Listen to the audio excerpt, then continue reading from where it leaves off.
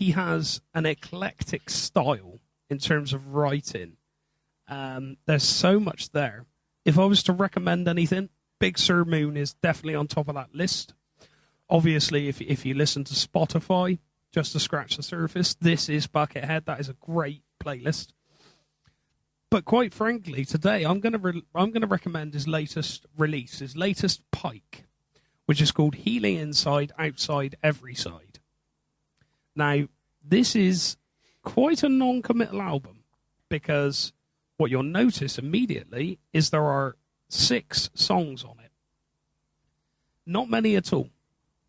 In fact, I think it only lasts for... He'll get there in a minute. Yeah, it's half an hour long. Wow. There's a couple of tunes on there that are about 8 minutes long. There were a couple of sections in some of the songs that are pretty much the same thing, just kind of going around and around and around. But it's lovely. It's so relaxing. It's blissful.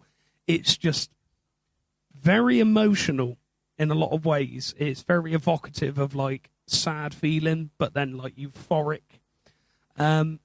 And despite the fact it's very simple, it's not flat at all. Well, no, flat's not the right word. It does maintain the same dynamic range, more or less. It's a very similar thing throughout. It's not the eclectic Buckethead that you're expecting. Yes. But it's lovely. It's just so nice. It's chock full of musical harmony, melody, goodness. And that was released last year. So given that he's done 286 albums normally, I'd be interested to know how many more albums are coming out of lockdown. But yes, no, I'd recommend that. So yes, as we've already briefly touched upon, a lot of the music I've heard of his tends to include complex arrangements with sound effects. Quite a few different instruments, some very complex and fast guitar work. As much as we've said, it's not just it's not just him crowbarring as many notes into the bar as possible. Those sections do exist. But no, I was surprised as well, because I was expecting the same thing. But there's an air of the unusual about him and his playing. His song names made me laugh at some points. Want Some Slaw. That's quite good. And Onions Unleashed. Mate, you wait till I've unleashed my song titles onto you. Oh yeah, it's coming, baby. But despite being a little strange at times, I never found myself bored or not enjoying the music. There's always content, and it's good. It's really nice. It's different. It's fresh. And there's 286 albums worth. So it's not like you're going to run out anytime soon. But yeah, on top of that, he's worked with a lot of different artists. We've talked about Guns N' Roses. On the album Giant Robot, which is the first one Spotify lists, but I don't think it's his first album. I think it's maybe his second. I might be wrong. On that album alone, we've got Iggy Pop and Bootsy Collins. If that's not 2 separate ends of the spectrum, I don't know what is. I can't even imagine all 3 of them in a room together. No. What a weird one. But again, that album is interesting. It's not the most favourite of all the music I've ever listened to, but it's interesting. You really can take a lot from it. And of course, not forgetting Guns N' Roses, which is probably the most notable, I would imagine. Yeah. Anyway. Of course. So, now I've said how much I love this guy, because I do. He seems great. I'm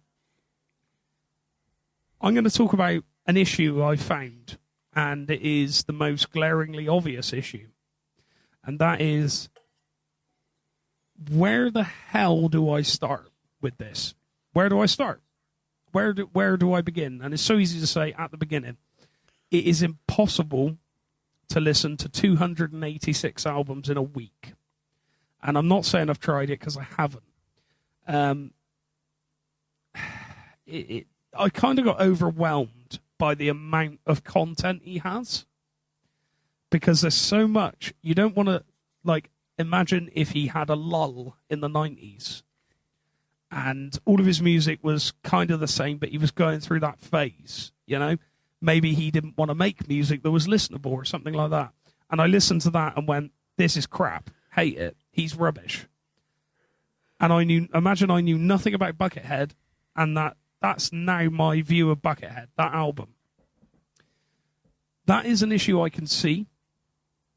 But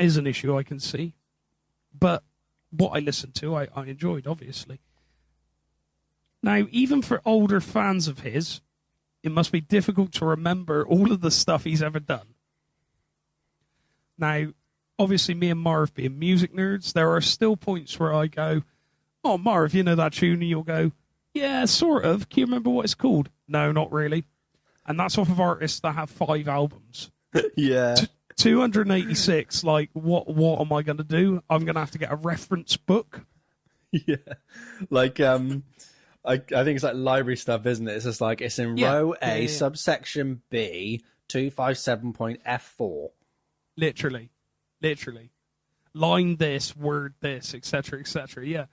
It must be hard. Imagine being at a Buckethead gig being like, what's your favourite album? Well, I love album number 118. Oh, what's that got on it? Let me just get my book out. That is, you know what I mean? You've nailed that there. How do you come up with a set list when you've got, is it nearly 300 albums to your 286. name? How do you even pick a set list? There you go. How do you Buckethead? How do you please all of your fans that there's going to be a weird subsection of people that have listened to every single thing you've done, people that have only listened to a certain amount, people that have listened to not much, maybe like the singles, if that. It's going to be so hard to please them. So hard. Of course it is. It must be, and I can't imagine he does. From what I've seen of him, he doesn't seem to be the kind of guy that's going to sort of double think himself, you know, just like, screw it, yeah, I'll do that. And I like that. He doesn't take himself too seriously at all, from what we know of him anyway. I got overwhelmed. I listened to what I could. But with that in mind, how do you remember all of the stuff you've ever produced at that point?